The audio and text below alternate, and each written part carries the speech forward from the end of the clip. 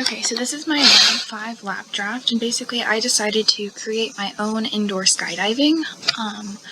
So in this lab, I've decided to analyze what it would take to build my own indoor skydiving tunnel. Through this process, I will be explaining some fundamental principles like gravity, drag, and terminal velocity. I'll first calculate the necessary speed of the wind in order to keep 3 different people of all different weights and masses afloat in the air, and I will then model what the different people would look like in GlowScript in my wind tunnel. So, just to give a little background on what regular skydiving is, you normally start from a position of rest in a helicopter, which is way above the ground, and then the gravitational force will act on you, which is negative mg as you jump out. You'll accelerate according to the acceleration constant of 9.8 meters per second squared until you reach terminal velocity. And basically this is where the gravitational force acting on you equals the drag pushing against it, so that you won't continue accelerating and you'll just stay at this constant terminal velocity for the remainder of your fall. So then, to give a little background on what indoor skydiving is, indoor skydiving replicates this by pushing wind through a tunnel in order to balance out the gravitational force acting on you. So you do start from a position of rest, but in this case, you're on the ground. And so if the balance is perfect, you can remain at rest and reach terminal velocity while not changing position in the wind tunnel once you find it, so you can be in the middle of the wind tunnel. This means that the net force acting on the person should be 0, and the force from the wind must equal the force of gravity. So when I approached this, I basically had to start by setting up the parameters of my wind tunnel. So I set my tunnel to be 4 meters in length and 5 meters tall for reference. That'll come up a little bit more later, but then when I was going to find my approach for calculating the wind speed, I knew I needed to calculate terminal velocity, in this case for the 3 different people, and I chose the masses of my 3 different people to be 60 kilograms, 70 kilograms, and 80 kilograms, and I chose this because I looked it up and the average human is 70 kilograms in mass, so I just kind of did a little bit below and a little bit above to get a different range. And so then in order to calculate terminal velocity, which as we talked about is the speed that the winds must blow, we can calculate it using the equation V of t equals the square root of 2 times mg over PAC, where P is the density of the air, A is the cross-section area of the diver, and C is the drag coefficient. And so now that we figured out all of this, we can calculate our 3 terminal velocities in GlowScript.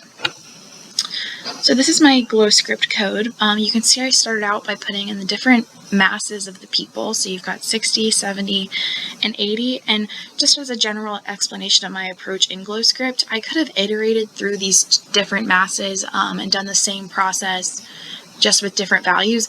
I wrote it out in a way where I did the whole process 3 times, like it's written out 3 times.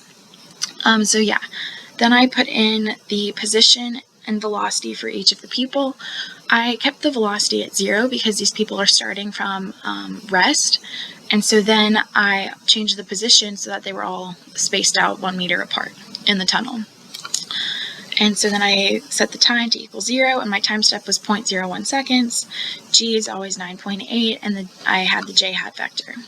So then down here, I looked a lot of these values up because they do remain constant for situations like mine.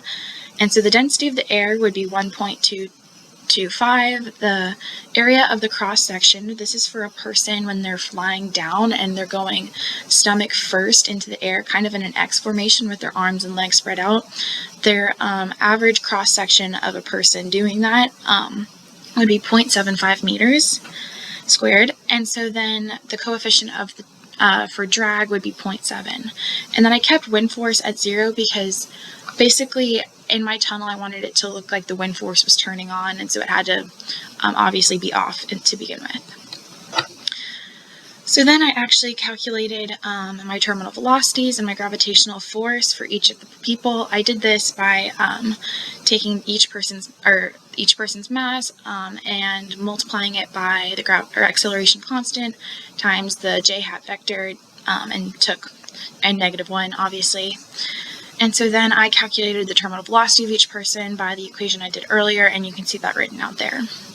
And so then it actually came to creating my simulation in GlowScript. And so basically I did this using a while loop. So while the gravitational, or the magnitude of the gravitational force, did not equal the wind force, meaning that net force was not 0, I added more and more to the wind force, which basically in my head this was to replicate someone in the wind tunnel and then someone on the outside using trial and error and adding wind force until they saw the person in the tunnel balance out.